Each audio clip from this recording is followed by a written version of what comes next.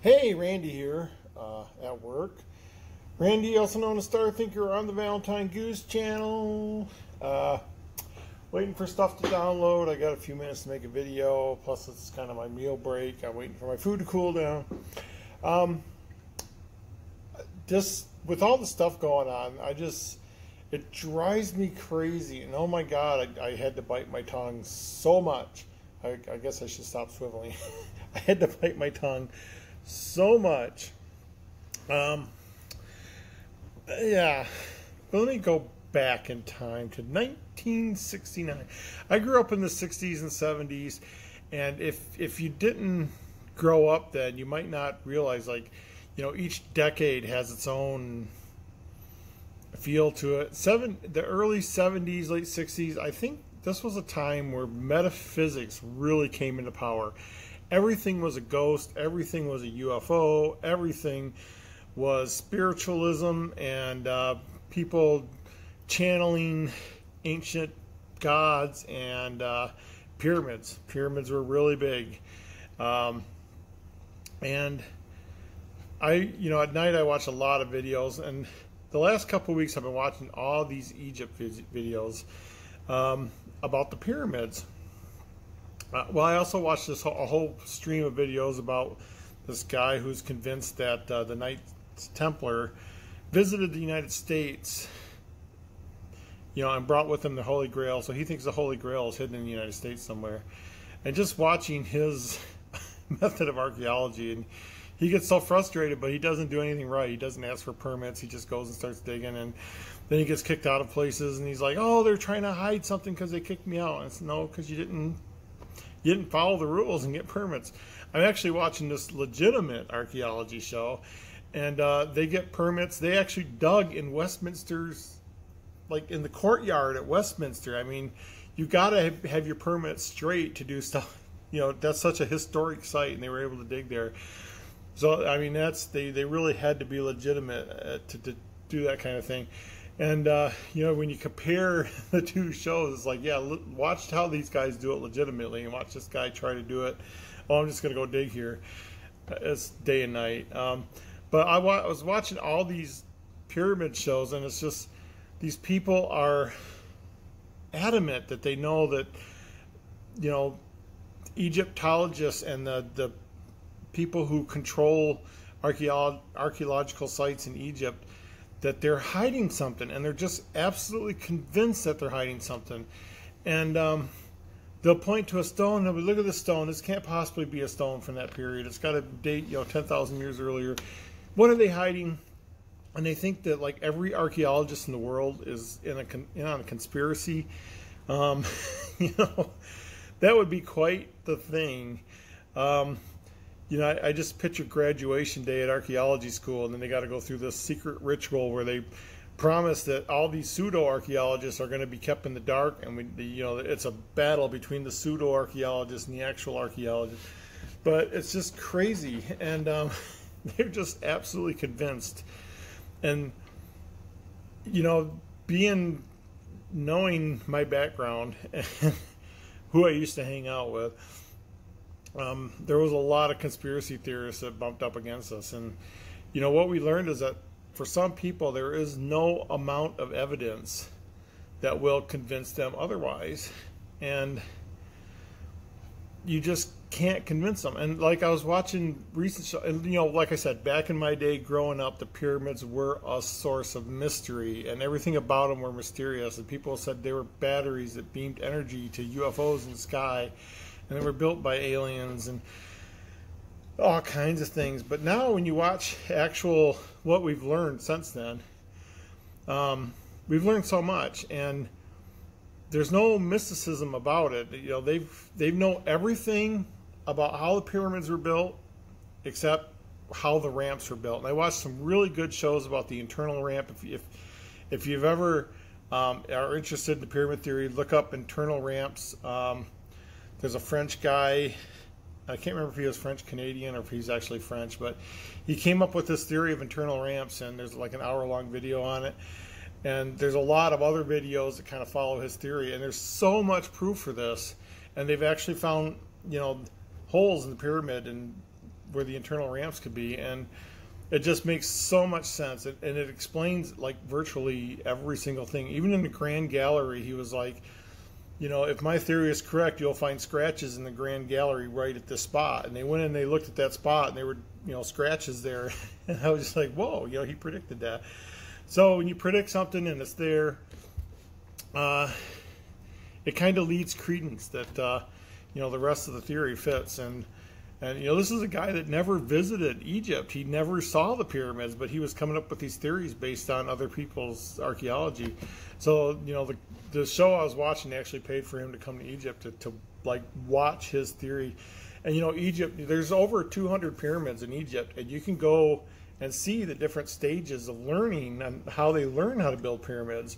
And some pyramids are, you know, still have the ramps, and some pyramids still have the blocks of stones. And, you know, internally you can see how it's built, and, you know, you can actually just go through history by looking at all these 200 other pyramids and just say, yeah, on these last ones, they just wanted to build the biggest ones ever.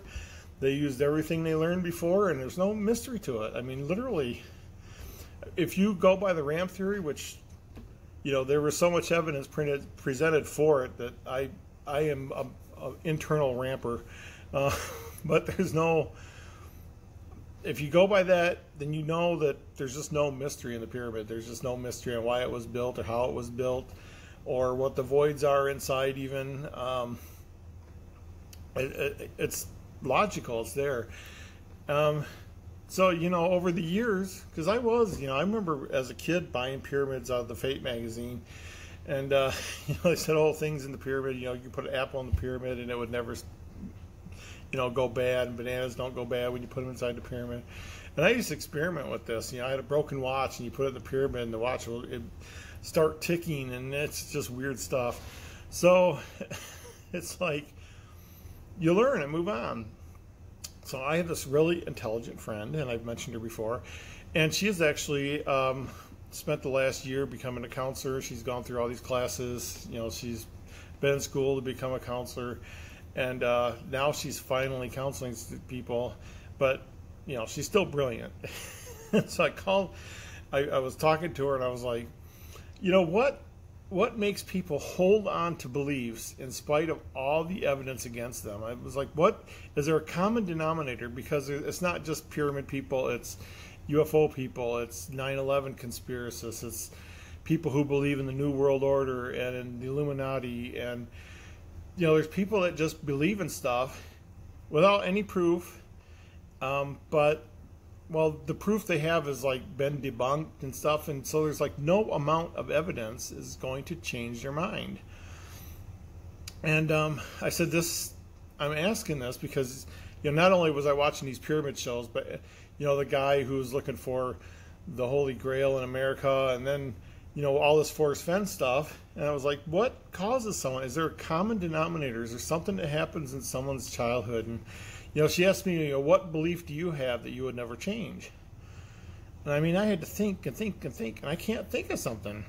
I mean, I used to believe in mysticism and pyramids, but, you know, I don't. It's just a lot of people did a lot of back-breaking labor, and they built a pyramid. And there's nothing mysterious about it anymore.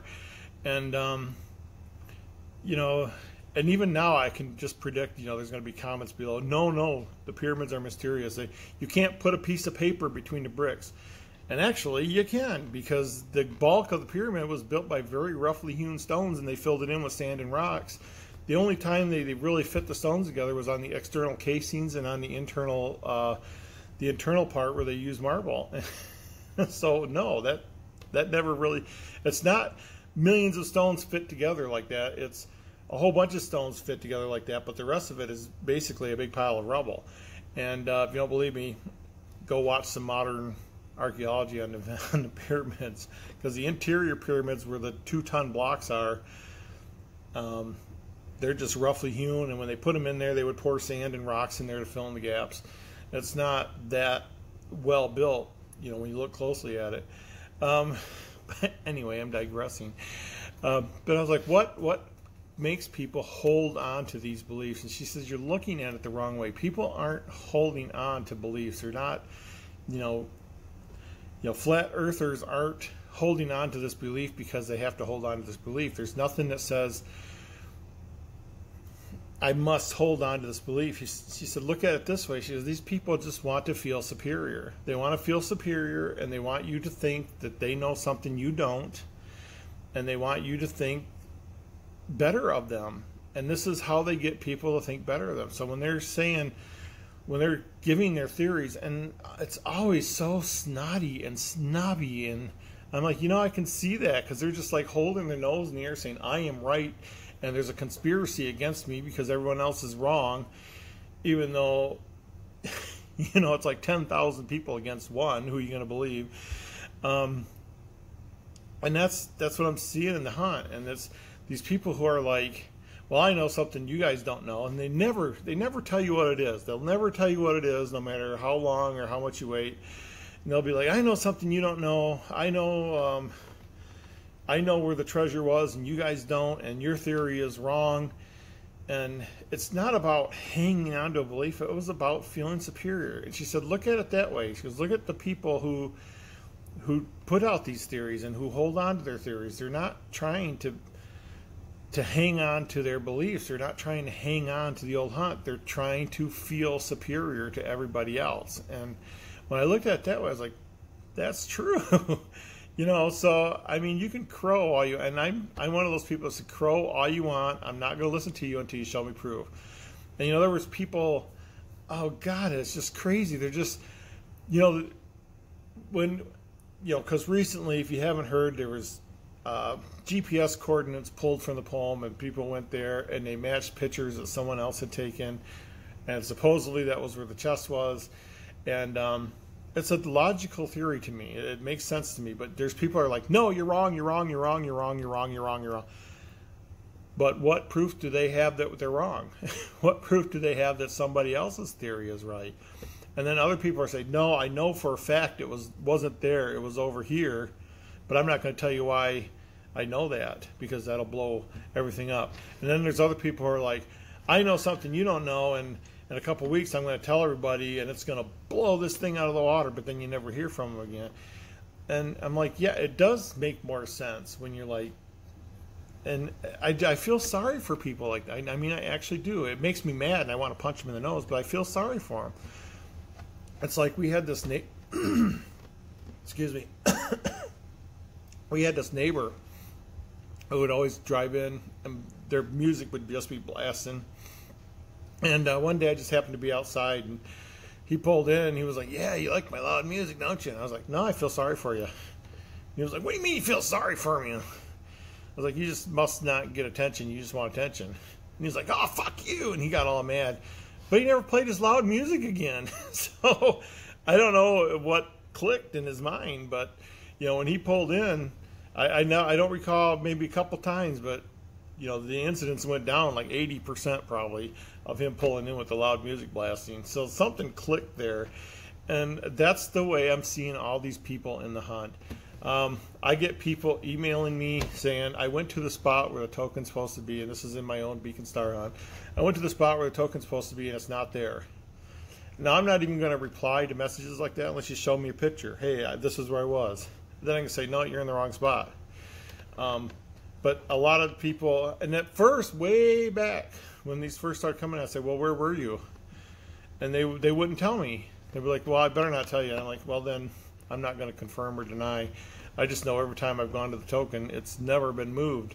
And it's never going to be moved, because I'm almost certain you can't find it without my instructions. But it's like, why do they, and then they call me a liar. Well, it's not there, you should call your hunt off. And I'm going to make waves and tell everyone that this hunt should be called off because I went to where it was. And I'm like, what do you want me to do? Tell you where it was so you can go check it? I'm not. I've checked it myself. I checked it just a few months ago. It's still there. All the boots on the ground locations are still there. And it's like, why are you calling me a liar? I'm the one that designed all this. And it's like, it's because they want to feel superior, and I just can't. Now that I've heard that, and it makes sense to me, I can't escape that. And it's like every time I see someone crowing, oh no, you're wrong because I'm right, and you say prove it, and they're like, No, I can't prove it. I'll prove it later. I got proof, and I'm going to blow it out of the water. And tonight there was someone saying, only I and Forrest Fenn know the truth. I'm like, wow. You know? So, you know, show us the proof. You can crow, and these people were so vocal, and that's what made me think they were so snobby and so needing of the attention. Because, like, if you look in chat, like every fifth line was the same person going, "You're lying, ha, it's funny, you guys are lying, you're lying, ha ha, you're funny because you're lying." But they never elaborate, you know, show us that they're lying. You know, so what? They got a theory. The theory, you know, these numbers just happen, you know, there just happen to be numbers in the poem, and they just happen to be a GPS coordinate, and they just happen to be in the middle of Yellowstone. You know, there's coincidences, and then when you got a whole line of coincidences, and then there's 9 of them, and he said there was 9 clues in the poem. You know, once you start piling coincidences on top of each other, you're like, well, there's got to be something to this. And, you know, K-Pro and Cindy and those others can just, they can push this all they want, and that's fine, because I'm on board with it. I think it's very elaborate. It's something, it's that little secret Forrest had, because like when you ask him questions about the poem, he would think for a minute and, you know, smile and say, well, and give some flippant answer. And so you know that he knows he was hiding. It's just like I do. I know there's stuff hidden in the book that nobody's found yet. And it's like people ask me questions, and I'll be like, yeah, it's there. You just got to find it yet. But it's just like, you could see that glint in his eyes, like, I got a secret. He just never revealed that secret. And it just makes sense. Everything makes sense when you look back at it. You know, don't mess with my poem. And that's because if you did, you'd bring all his numbers out of sequence, or you'd lose the numbers completely. I don't know about the paddle up, but the rest of it, maybe the keyword was begin, so you didn't start at the first one. But there's just so many people. You're wrong, you're wrong, you're wrong. Well, you know, either put up or shut up. I'm just so tired of people. And the negative people are like getting way up here, and the positive people are getting way down here, and it's just becoming unbearable. You know, I try to clean up my walls, and lately I was just like, you know what, I'm going to let people see how bad you are. And I've left some comments up there, but it's just like, God, put up or shut up.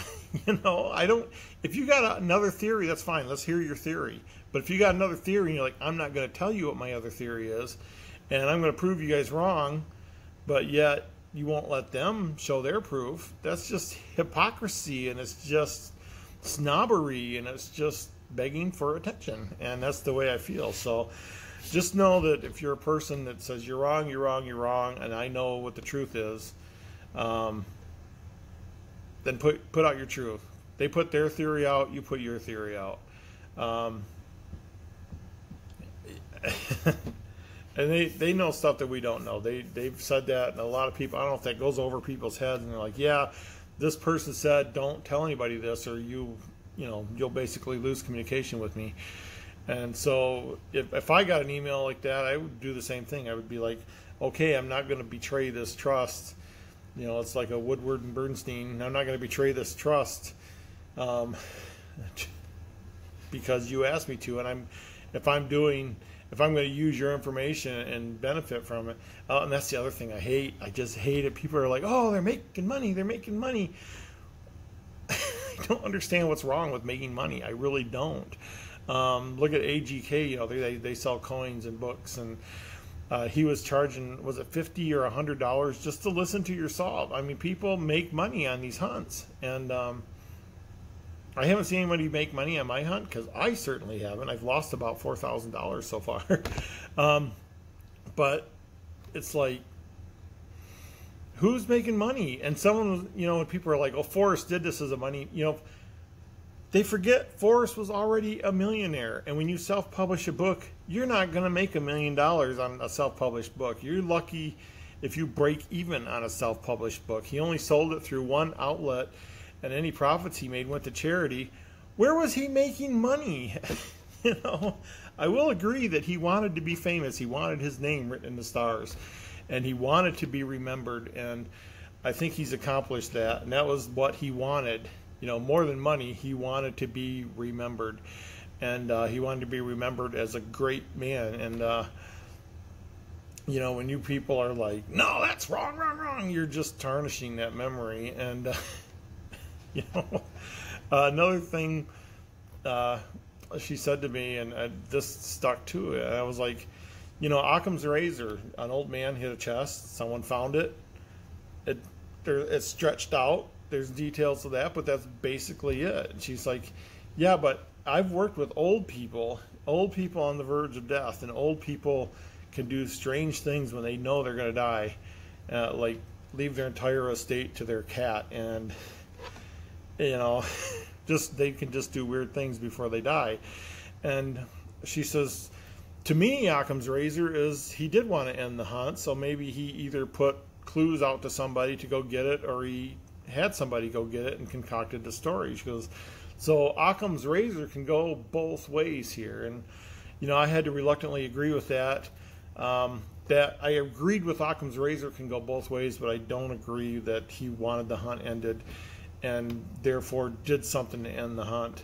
I don't think he sent anybody out to get it. He might have dropped a clue somewhere because he knew someone was close, and if someone was really close to mine and it was driving me crazy, and I could just put out a video saying, if you're looking for my token, I can't think of something that's blatantly false. Look behind the popcorn machine,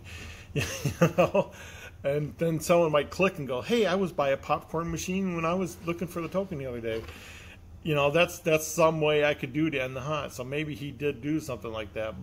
But to me, I think that's far-fetched. I think someone found it. It was someone who isn't in a position to find it, because I know if you're in debt, you got student loans, you can't just, even though you got a chest sitting there full of $1 million, that doesn't mean you can quit your job. You still got bills to pay. You still got to, pay your electric bill and stuff, and you can't just take a week off and drive to Santa Fe because you got to work that week to make your rent payment that month. And it could be very, very frustrating for that chest to be sitting there staring them in the face going, hey, here's a couple $1 million, but you can't use me right now. And I'll bet you anything, because the same thing happened at the end of the other hunt. They're contacting like Sotheby's or somebody who's in a position to sell a high-priced item, because you don't just put a box like that on eBay. You want it to go out to where there's going to be big-time bidders on it.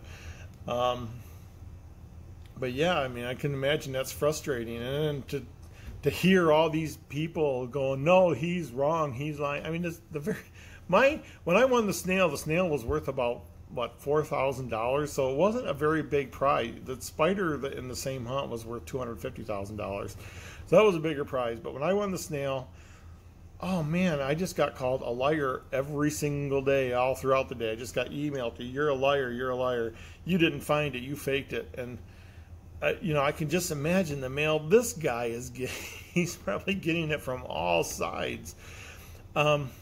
And I can imagine someone somewhere has probably figured out where he's lived, and they just haven't said it yet.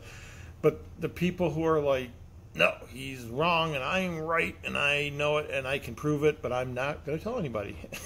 Why? Don't say things like that if you're not going to tell anybody. And the people are, I'll blow this out of the water in 3 weeks, and fine, you've told us. You don't need to tell us every 5 minutes that we're wrong and you're right, and you're going to blow it out of the water in 3 weeks. Blow it out of the water. Let's, shut up, and in 3 weeks we'll see if you're wrong or right. It just drives me insane. And I really had to bite my tongue on that very first video, because there was so many haters that I think the haters outnumbered the supporters at least 10 to 1. Because that's the way. I don't think anyone was saying anything good in that chat. The second, I didn't watch the second chat at all, and I haven't watched it yet. I watched Amy Seeks tonight, and it was a little bit better. There were still some people going, no, I'm going to blow this out of the water. I'm right, you're wrong. And they would say that every 3 lines. Tell us why we're right and wrong. Don't say, yeah, I'm right and you're wrong, and it's a secret. That's stupid. To me, that's just, again, now that I've looked at it from a counselor's point of view, yeah, you're trying to be superior. You're trying to lift yourself up above everybody else. You want everybody to look at you and say, "Oh, tell us, what do you know? Tell us what do you know?" And you're like, "No, I'm not going to tell you for 3 weeks." I could see where that would feel good. And I'm a failure in treasure hunts. I beat myself up because of that first one, Naomi Speck. I'm still beating and I still pull that up when I'm at work. And I'm like, what am I missing on this? You know, I don't forget these things.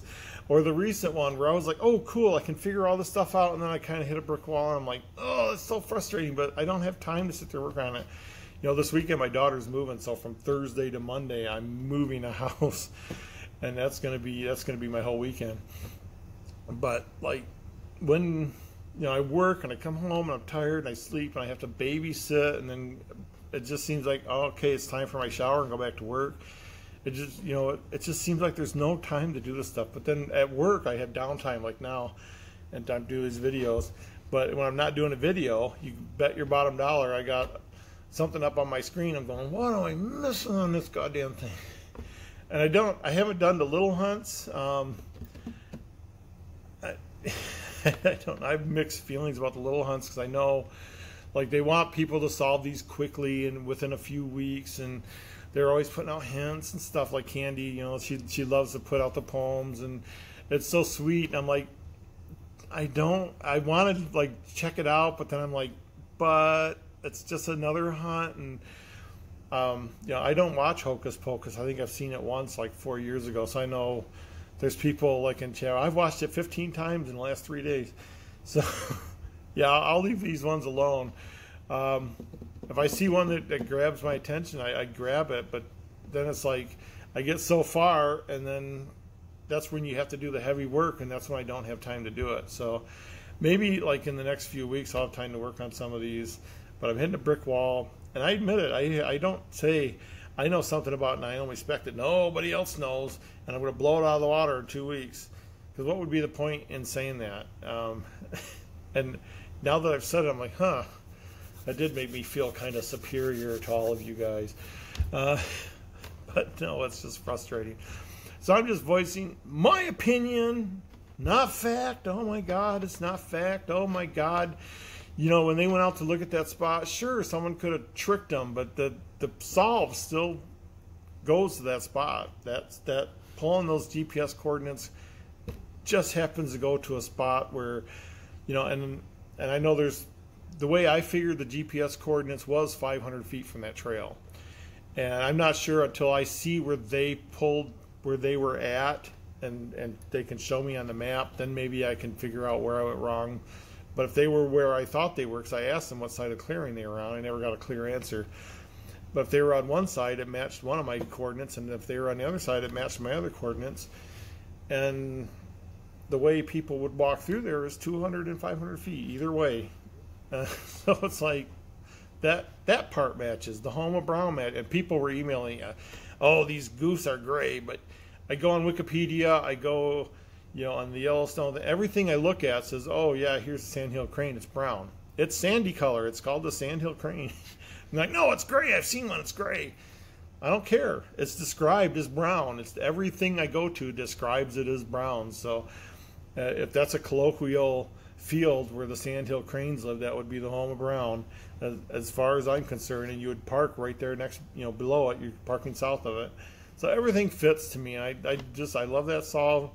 And if Forrest was alive, he might confirm that, but he's not. And unless he wrote it down somewhere, like my whole book is written out, the whole codes and everything is written out and kept in a briefcase.